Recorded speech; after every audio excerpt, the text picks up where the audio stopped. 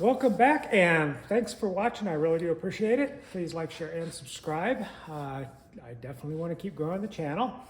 Today's video is wiring. As you recall from these previous videos, I put in the disconnect, some ground posts, cut some holes in firewalls and plates so I could run wire, along with putting in the positive junction blocks and the battery posts. Getting started on this first little section is the winch control. Now remember, I reconfigured that winch a few videos ago.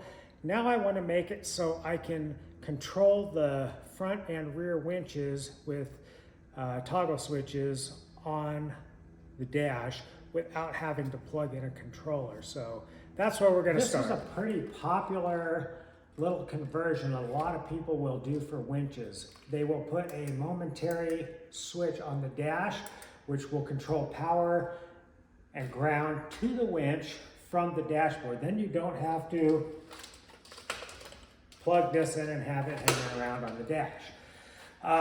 This particular winch, someone has installed a 4-pin connector. You can buy these aftermarket. If you don't have a 4-pin connector, you can wire these directly into the solenoid box. Since I don't have the male portion of this particular switch, who knows where that is, I am going to probably remove this switch and wire this directly into the control box. Now, what am I doing and how does this work? A momentary switch, and they call these deck lid switches too. They use them a lot on like cigarette boats or things like that for raising and lowering the deck lids. But if I push this switch down, I am connecting the terminals in the center pole to the top terminals. If I push this switch up, I am connecting the center poles with the lower terminals. And they are isolated, separate left and right. That way, these middle poles here, I can run a positive and a negative. On the outputs, I've got these two wires. Now you can see this white wire here, I have jumped it catty corner to the opposing corner of the back of this switch. And this green wire here, I have done the same thing. I have connected it to the opposing terminal catty corner from it. Now what that does is when I put the switch up, I've got power and ground going to here. When I put this switch down, because I've got these wires opposing, it flips them. And when you flip them, what that does is it changes your control polarity in the solenoids in the control box. That way the winch will go out and in. You have to be able to isolate your power and ground in the control box for this to work. Now there's several ways you can run the power wire. This winch has power being fed to it from the battery. So I always like using the power in the winch to power the winch. If there's a problem with that power feed, you'll know it, and that's where it's isolated at. However, I always like having a power feed fused. So where it leaves this box here, I would strongly recommend installing a fuse of some sort, whether it be a fusible link or an actual fuse. I would definitely recommend that. You can run this wire to a fuse box too, but the ground side of this, you do need to run it into the winch itself. These two wires are going to control the in and the out based on where they're positioned. Now this particular 4-pin terminal has a black and a red wire, so I figured out those are probably power and ground. And then it's got a yellow and teal wire, so when you power one of those wires and ground the other, the winch goes one direction, and when you reverse those, the winch goes the other direction. So that's how this switch works. I am going to build a complete isolated taped harness just for this circuit. I will also do one for the winch in the rear. I don't really even know if I've got all the parts to wire that winch at this point, but I will at least make the harness and run it from my dash back to now. Here's what I want to show you on the switch. You've got, these are your two isolated poles, which when you run power to one and ground to the other, the winch goes one direction. When you reverse those and power to one and the other one ground, the winch goes the other direction. Now, this is the ground function here that comes from the actual ground in the switch. And then this is the power, which is fed through the main battery wire that comes into the unit. Now, the pigtail that I have, I don't have the other end for, so I'm going to make my own 4-prong pigtail, and I'm going to fuse that pigtail when I build this harness. So if you don't have these wires already in the winch, you can install those. Just make sure you're connecting them to the feed and neutral and ground accordingly. I like taping harnesses on these off-road and on specific circuits like this. Now, I'm not going to wire tape every wire that goes into this buggy, but this is an isolated harness for a specific item on it, and I want it isolated. I also want it to be pretty watertight. So if you had a failure somewhere, like at a switch, you're not chasing a whole bunch of wires through a different harness. If one of these wires melted because of a winch failure or something like that, you're not going to lose a bunch of other wires. So that's why I'm making this into an isolated harness, because it is just that, an isolated harness.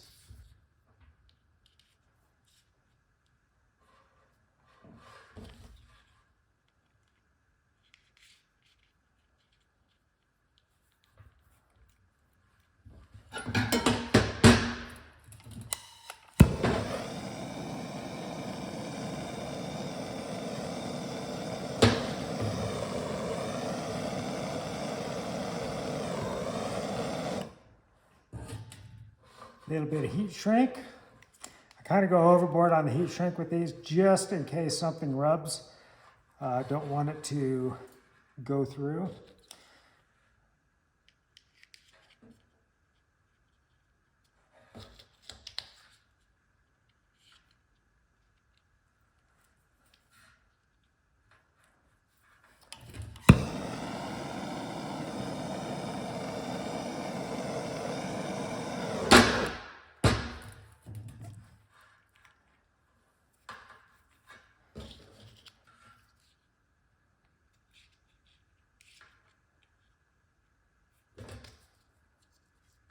By the way, you don't have to solder every connection. I solder some, but not all. If you use really good crimpers and use an aviation style crimp, they hold up just fine. I've got some that are coming up on 20 years old and never had a failure, so. But the $2 and $3 crimp pliers generally won't crimp well enough. Again, it really doesn't matter which side of this you put your power and ground on, because it's going to isolate and flip it to the other side as you change it in the switch. So just remember to mount your switch correctly, right side up or upside down, depending on how you want the in and out oriented.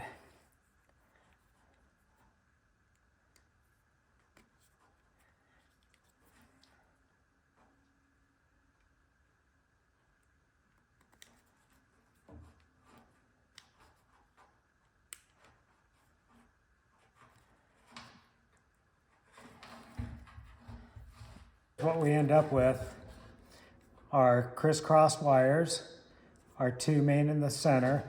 Now, I'm going to go ahead and throw some heat shrink on this or tape it, either way, just to keep anyone from rubbing on it. Again, the never-ending project vehicle.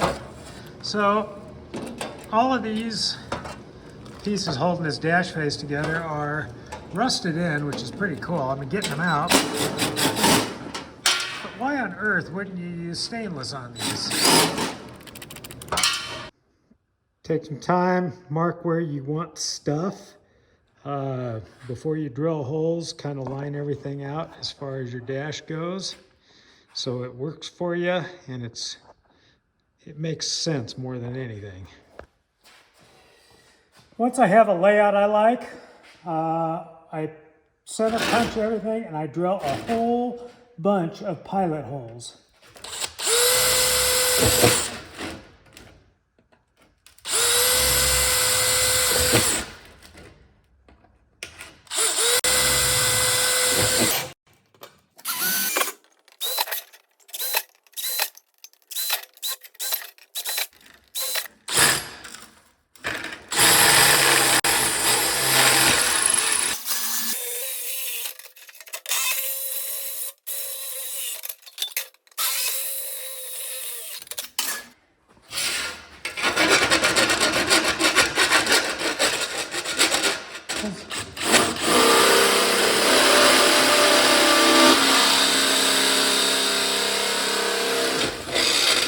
All right, the only thing I have left to do is drill a hole for a check engine light, but I don't know exactly where that's going to go, and that's one hole, so I don't have to worry about that or matching anything else. But the rest of this is ready to go.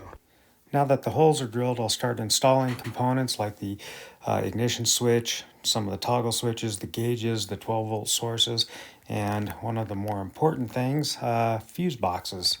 12-volt constant fuse box, key-on fuse box. This is where wires go through the dash. 12-volt accessory plug for phone chargers, volt, water, oil. Headlight switch, starter button, main ignition switch, which is like your key. These are all for toggles, which have not arrived yet. Steering column goes through here, and I think I'll put the check engine light over there. Not positive, but... Even though the toggle switches aren't in yet, I can start wiring the fuse boxes to what components are there, start wiring the gauges to what's there, and the ignition switch and some other things. I try to get as much wired in the dash as I can before I actually install it in the vehicle.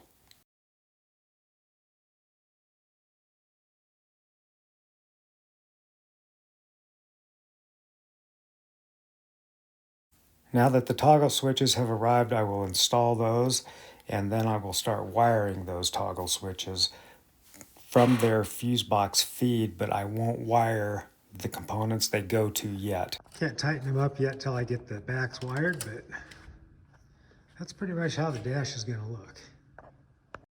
I'm trying to route things so that they make sense, and I'm only putting in some of the longer wires that are going to be harder to do later. Quick explanation of what I just did. The top poles on all these switches are going to go to the fuse box. So I got all these enough wire so I can neatly run them to the fuse box. Now on the bottom side, that will be whatever component those go to. Now, just an FYI, a lot of times these won't line up real good in the back because everything's made in China, and yet the fronts all line up good. So once we get all these adjusted, it should look good. All right, looks like a mess. Having some fun now. Well, the debate for your engine management harness, should I buy a new one, should I build a new one, or should I reconfigure a junkyard harness? Well, here's my view on it. I have reconfigured a junkyard harness. You're using used wire, used connectors, and you're gonna spend a couple, 3 days making it work right with a bunch of cut up wires taped back into the harness. So I've done those. That's what I've got on the Cherokee. It works. It's not my preferred method anymore. Building a brand new harness, it takes more time, headache, brain damage, getting all the right wire colors and types and all your connectors than it's worth. You end up spending way more time and money than just buying one that's already built. The harness companies that are out there that I've been using, I have used 5, I think, different engine management harness companies now. Not one of them is a bad one to use.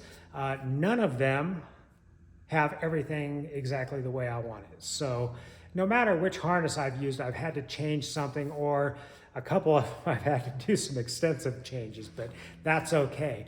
All the wire color was good wire and the correct color. All the connectors were right and brand new. The harnesses were in good condition and took very little time, very little effort to make them work.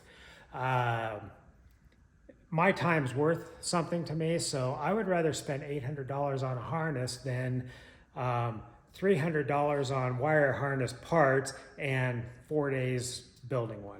And when you build one, you don't know if it's going to work right until you get it all installed. Fortunately, most of these companies that are building these harnesses are testing them or have a method of making sure that they are correct. So my vote is go with a new engine management harness and then wire your chassis harness and build your chassis harness around that. Well, fitting this harness into this buggy is not going to be as easy as one would think. We flipped the intake around, and of course there's not going to be enough wire to get to the right places. So I'm going to have to move some stuff around, but that's okay. Could be worse. So throttle position sensor and idle air control are both over here, so I'll have to make sure and get those over there. And then I've got coolant temperature sensor, which is up here, so I'll have to make sure I get that up here. And then of course I've got my injectors.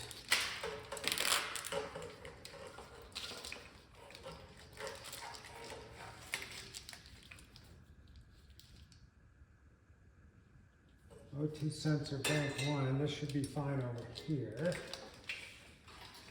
So I'm going to spend some time, I'm not going to do this on camera, kind of getting stuff like this. It goes up here, kind of get it in the direction where it goes. Then I'm going to finish disassembling and retaping the harness.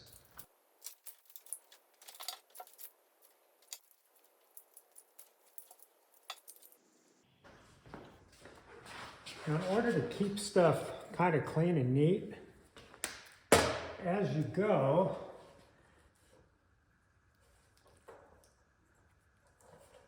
tape little sections of the loom together where you think you're going to be okay. And then you can undo those little pieces of tape and create your new bulk loom. And it'll come out really neat and clean and orderly that way. The last thing I'm going to try to figure out where to mount is the computer. I can mount it clear in the back if I need to. This thing came with a huge amount of loom to do that. There's a few things I am questioning now. I was hoping to use this aftermarket welder's alternator, but this computer really wants an alternator signal too. So this alternator will not accommodate that, so I may have to scrap his welder idea at this point. Now we're going to have to spend a whole bunch of time routing and thinking, more thinking.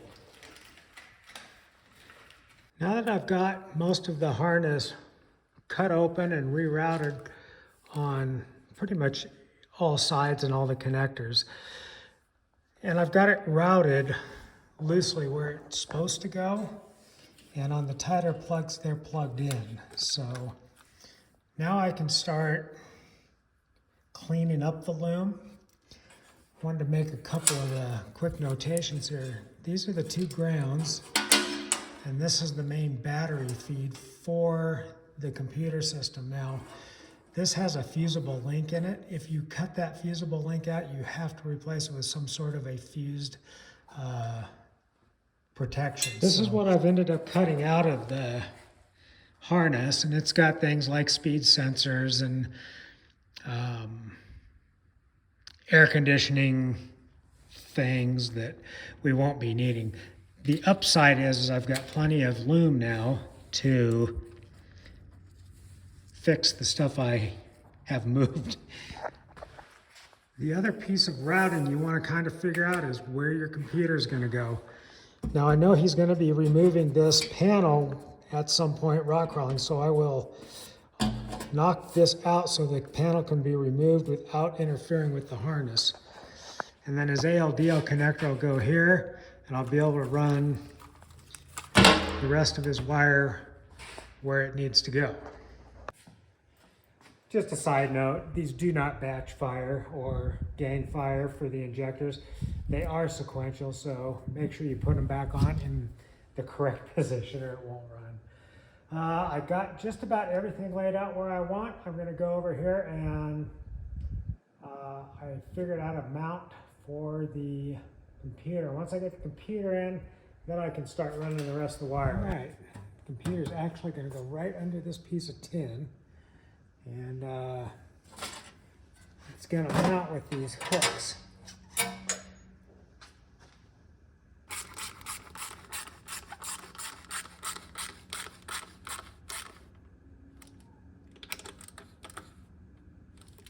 All right, ready to mount.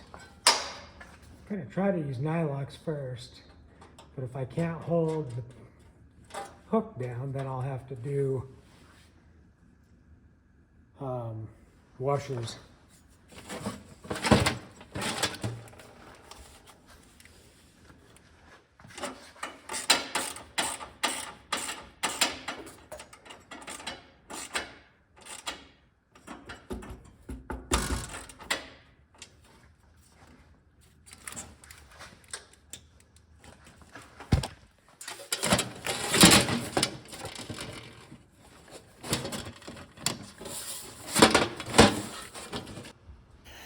If it seems like I'm jumping around a lot from one thing to another, that's kind of how it goes when you're doing electrical and wiring. I've got the main engine harness installed, I've got the computer installed. Now I'm going to take the dash that I have assembled as much as I can on the bench, and I'm going to start running all the long wires that go to components to all of those toggle switches. Once that's done, I'm going to flip this dash over and I'm going to install the dash.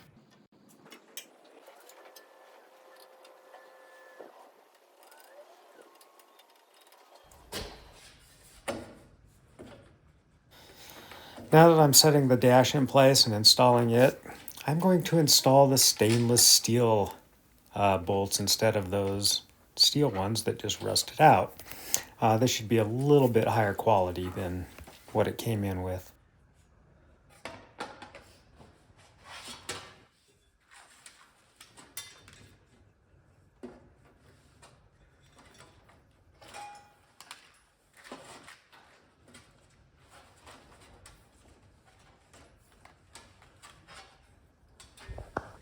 Slowly but surely it gets there. Just takes some time. Decided to put the engine management fuse box also on the dash with the rest of them. When something happens on a trail, you really kind of get short-tempered with looking for things. This is going to make this real easy for diagnostics if that becomes a problem. Now this fuse box back here is going to operate all of the cooling system. These two relays are for the two radiator fans. Now 2 more of these posts are going to come forward to a couple other relays which are up front here, one on this side, one on that side, and those relays will control the power steering and the transmission cooler pan. Remember, every relay gets its own fan mode, right? This is all from the engine standalone computer harness. Now I'm integrating this into the chassis, so where they dump down and then run to the back of the vehicle, those will trigger my cooling fan relays. There are 2 of those, and there are 2 isolated circuits for those. These other wires here will go over to my diagnostic connector and the check engine light. Now, a lot of these, like this little wire here, is the key on, and these go to the fuse boxes on the front of the dash. Now I've also started splitting the harness open that I'm building for the chassis, stuff that's going to go to the front and then stuff that is going to turn and go to the rear. It's all loose right now, but as you go, it will get cleaned up. I've got the relays for the front fans here and there. I've also got these mega fuses wired in for my main chassis. There is a fusible link, which I talked about earlier for, there it is right there, for the computer. I just shortened the battery wire. I don't believe in tying stuff up in knots. Let's make it the right size the first time. I ended up having to put a factory alternator in, which of course changed the belt size. And if you notice right here on the back of the alternator, I have another mega fuse. This one's 150 amps. That's more than adequate for a 130 amp alternator. But that's there in case something shorts out. It will break the power before it destroys other wires. Now I'm installing the lights. I've got headlights, a reverse flow light, front rock lights, rear rock lights, and an interior light. I'm hoping this is far enough away from the header. I got a couple inches, but this way can point kind of rock light, and it's away from the strut. The tire won't hit it, things like that. Well, I found me a little air filter that'll work. It's actually more air filter than you think. It just has the rest of the cone going to the inside. And more wiring. As I go, I try to be as neat as I possibly can. And one of the ways I do that is I'll make temporary bundles.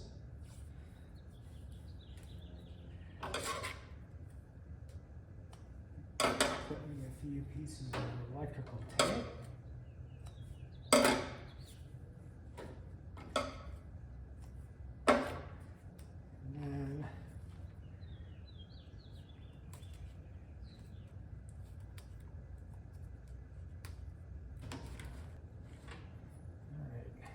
That'll hold that for now.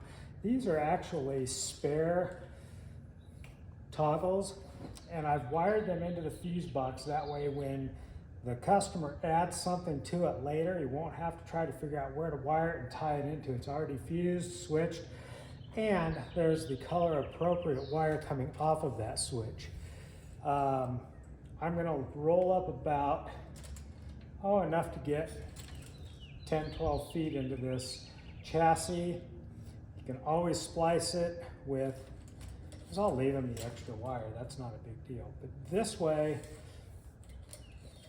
when you add things, it's more likely it'll get done right.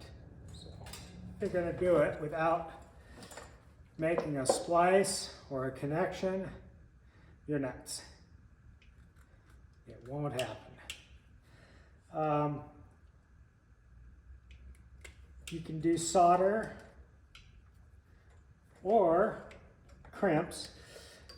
It really doesn't matter as long as they're good connections. I know a lot of people will only solder, but if your solder isn't the right temperature or the right type of solder, it's really not that good of a connection either. Personally, I like crimps, and I use an aviation style crimper. I mean, you'll have to break this wire to get it to come out of the connector. It's not going to come out on its own. So I spend a lot of time making sure all my connections are really good. If they aren't a good connection or something happens while you're making that crimp, start over. It isn't worth trying to chase it down later. And I've got both styles. This particular style I kind of like better because I don't have to put as much force on it, but either one. And I heat shrink them, of course. And these are the extension wires for the cooling fan relays. They're almost the same color as what's coming out of the computer. Now there's a positive tripwire and a negative tripwire for these relays. So I'm going to wire it the way the computer says. Usually I just run a negative tripwire from the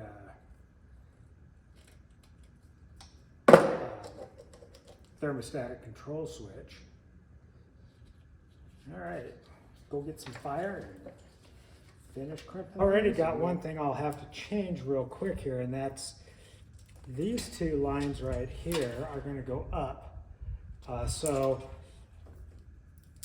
what you do then is you just undo that piece of the trunk line, you pull that section out,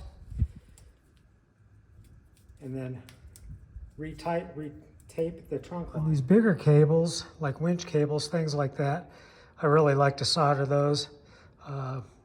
They tend to hold up, conduct electricity. Little recap for what I've got. I've got this common post, which comes directly from the battery. I've got this mega fuse, which goes to the dash in the ignition system. I've got this fusible link, which goes to the computer. I have got the winch cable, and I have got my alternator cable. Additionally, what I've done here is I've got this relay wired now, and that relay goes to the transmission cooler. I still have to hook up the ground signal for the trigger. I've also got the relay on the other side. It is wired as well to this cooler, which is for the power steering. I still have to wire the trigger for that. I've got these rock lights down here wired with the exception of the ground. The reason I haven't wired any of these little grounds yet is I'm waiting on some more of my connectors to show up. But that's where we're at right now. Got fuses in, got the covers for the toggles in, tested the ignition switch, at least it does work. The starter does work too. Waiting on a few more parts, and I can button the dash up and continue wiring under the hood. So one of these wires lights just the inside, the other one lights all the outside. But since I need these side lights as well as the headlights, we're going to make them all come on as one. It'll just work better that way. This is the last little thing I'm buttoning up, and then I'm going to try to test fire this unit.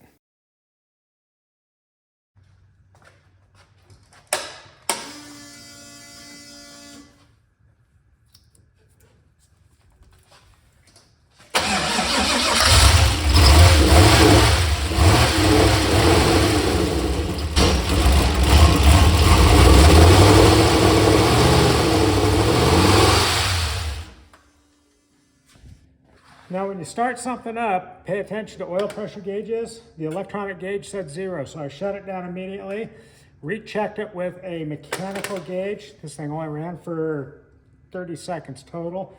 Still no oil pressure. Don't keep running it after you know there's no oil pressure. You gotta find the problem first or you'll lose the engine. Well, I found the no oil pressure problem. There's no pickup tube. Also, there was about half the bolts missing, and they're in the oil pan in a bag. In oil. Yeah. Got a new GM pickup for this engine. And right here is the bolt, and there's an O-ring, and you want to use a new O-ring and, grease or lube it. Now over here is another hole for a different style of pickup, but something I've found is you get a second bolt, put a larger washer on it so it grabs the lip of the pickup tube and kind of holds it in as well. These are notorious for O-rings leaking, and I found if you do that, it kind of eliminates that problem. So I'm going to finish bolting this in, and then we'll get this pan back on. This has been typical on everything I have done on this buggy. Whoever was working on it previously didn't finish anything they started, or if they did finish it, they did it wrong. Remember the differentials had no play in them at all? Well, this was kind of up that same venue. So now that I've got a pickup tube and reprimed the oil, I'm going to see if I have some oil pressure. Okay, oil pan in, pickup in, ready for test.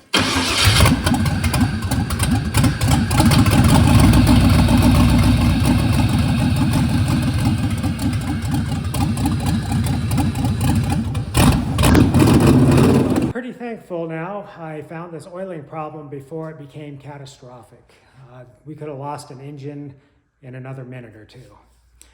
Fortunately, this had enough residual oil in it to keep it lubricated long enough for me to see that it had no oil pressure, shut it down, and find out why.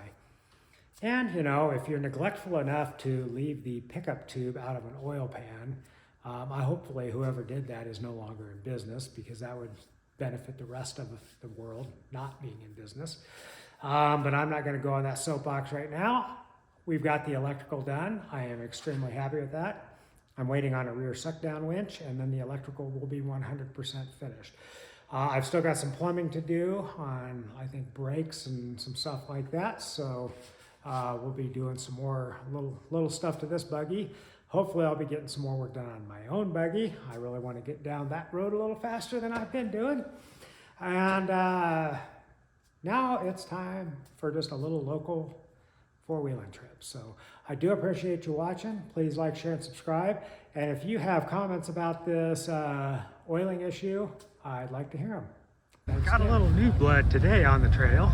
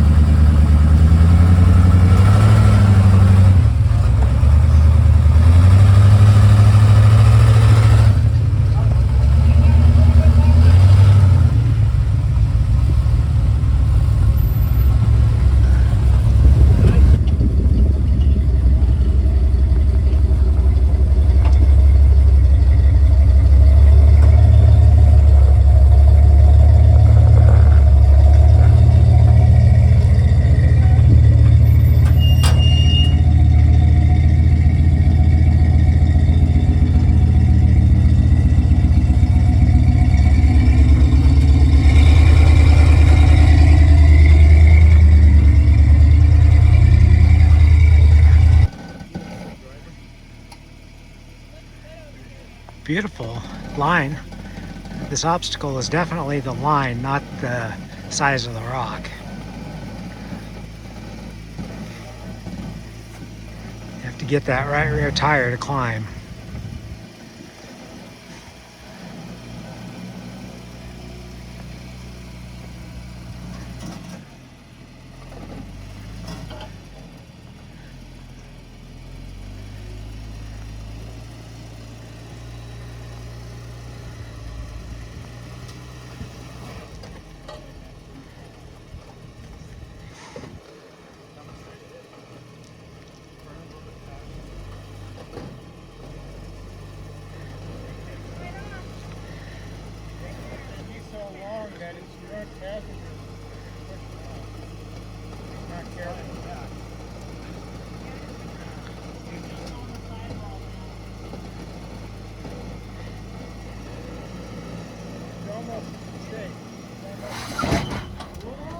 And that's where they fall in. It's the front passenger that screwed him up. It's pushing and then the rear starts to pull. So the trick here is to back out.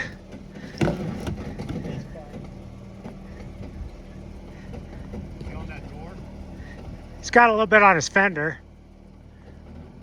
He's gonna have to back up. A little bit passenger.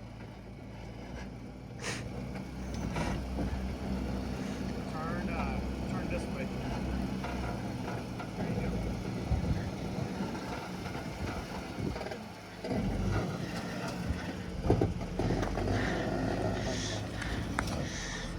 go. Keep at that and back up another couple feet and he'll be lined up.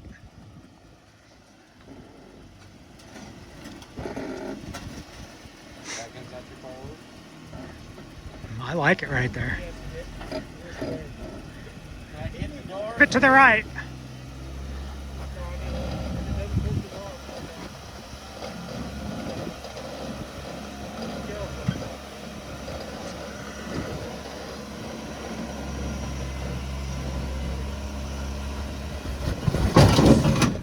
Oh.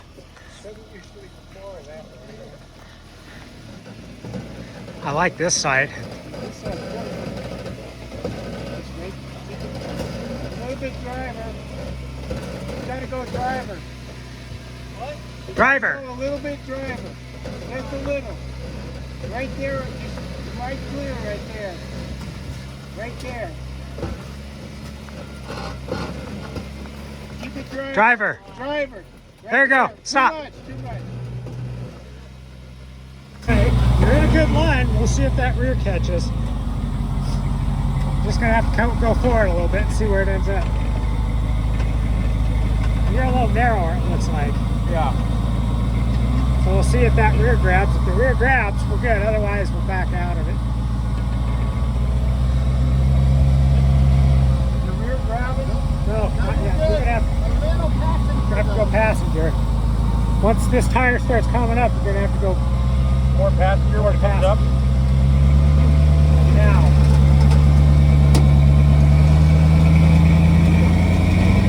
Okay, everything's up. If you just hold that line, the key is you'll have to get over that rock. Yeah.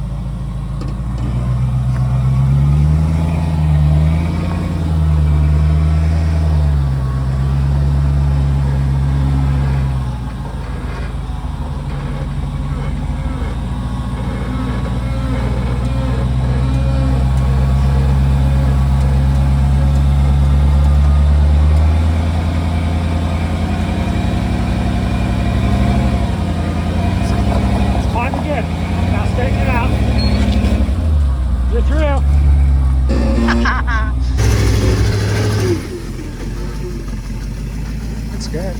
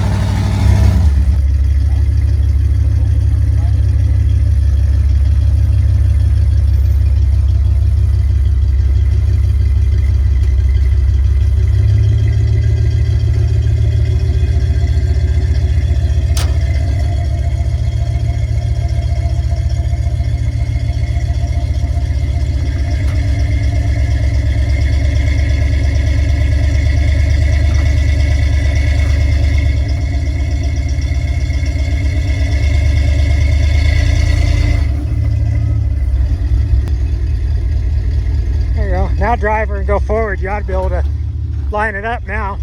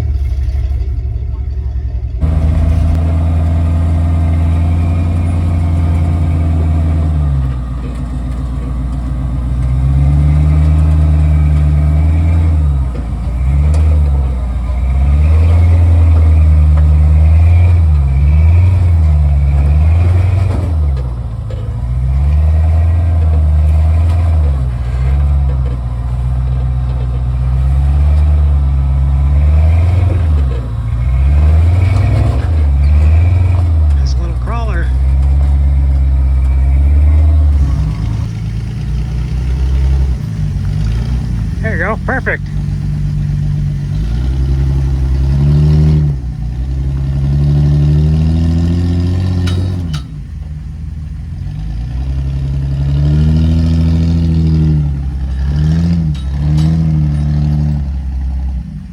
Hard passenger, see if it'll go up. Yeah.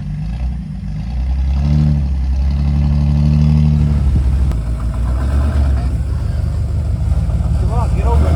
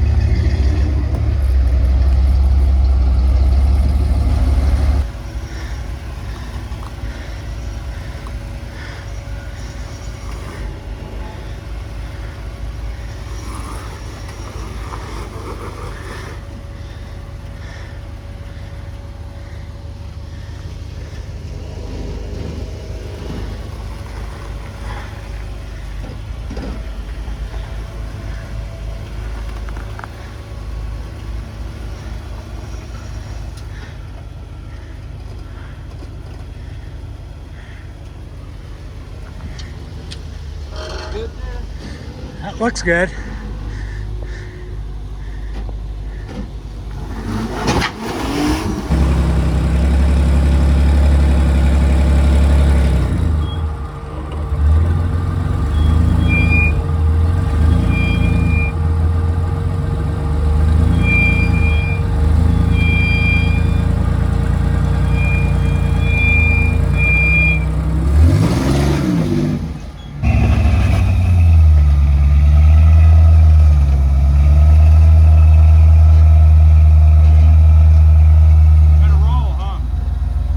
Crawl it. Or not. Telling you. I crawl it, but that's me. Huh? I couldn't want to use just the crawl. Okay. It's your rig. Turn right. Yeah. Oh, very good.